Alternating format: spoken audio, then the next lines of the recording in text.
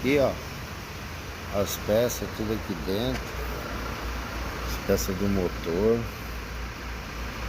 blocos de biquinho, tá tudo aí as coisas. Aí aqui é a parte de suspensão completa e os freios. Como é que tá o bichinho aí? Já foi tirado bastante coisa aqui já dele. Vamos dar uma lavada bem filé nesse cofre dele mesmo. Pingou aqui, ó.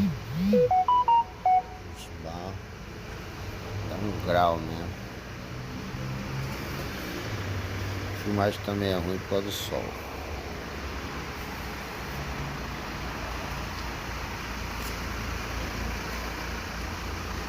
Algumas peças dele lá também.